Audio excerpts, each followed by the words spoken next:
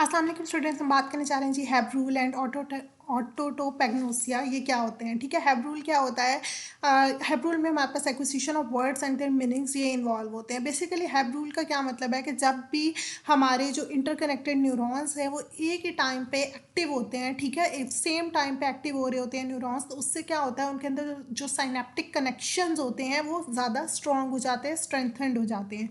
ठीक है, जब इंटरकनेक्टेड न्यूरॉन्स सेम टाइम पे ज़्यादा सारे इंटरकनेक्टेड न्यूरॉन्स जो हैं वो एक्टिवेट होते हैं, तो उससे उनके दरमियान के जो साइनेप्टिक कनेक्शंस होते हैं, जो साइनैप्स होती हैं उनके दरमियान, वो ज़्यादा स्ट्रॉन्ग हो जाती है। ठीक है, जब भी कोई वर्ड हम बार बार सुनते हैं, एक ही वर्ड हम बार बार सुनते हैं, तो उससे क्या होता है कि जो हमारे सुपीरियर टेम्पोरल लोब में सेट ऑफ न्यूरॉन्स हैं, उनके अंदर जो इंटरकनेक्शंस हैं वो एक्टिव हो जाते हैं।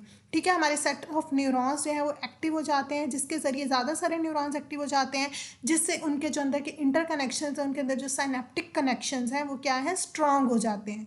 ठीक है, और जब वो स्ट्रॉन्ग हो जाते हैं तो उससे ये हमारे पास जो को एक्टिवेटेड न्यूरॉन्स होते हैं कि जो इकट्ठे एक्टिवेट हो गए हैं, जिनके इंटरकनेक्शंस आपस में जो साइनेप्टिक कनेक्शंस हैं वो स्ट्रॉन्ग हो गए हैं, उससे फिर क्या होता है, एक सेल असेंबली बनती है। ठीक है, और ये जो असेंबली होती है इंटरकनेक्टेड न्यूरॉन्स की, ये आगे फिर हमें हेल्प करी होती है लर्निंग में, मेमोरी में। ठीक है, इसीलिए जब हम कोई भी वर्ड जो है उसको बार बार सुने तो हमें याद हो जाता है, हमारी मेमोरी में चला जाता है, हम उसको लर्न कर लेते हैं। ठीक है, ये होता है हमारे पास हैब रूल। उसके बाद बात आती है ऑटोटोपैग्नोसिया। ठीक है, इसको हम क्या ऑटोटॉप्सिया भी कहते हैं। ठीक है, ऑटोप्सी से ये है, जिस तरह हम ऑटोप्सी जानते हैं, ऑटोप्सी में क्या होता है कि जो पर्सन होता है, कोई भी ऑर्गेनिज्म, कोई भी ऑर्गन मतलब ऑर्गेनिज्म है, सपोज हम उसके ऑर्गन्स को, उसके बॉडी पार्ट्स को सेपरेट करके देख रहे होते हैं। ठीक है, बेसिकली ऑटोप्सी में ये हो रहा होता है।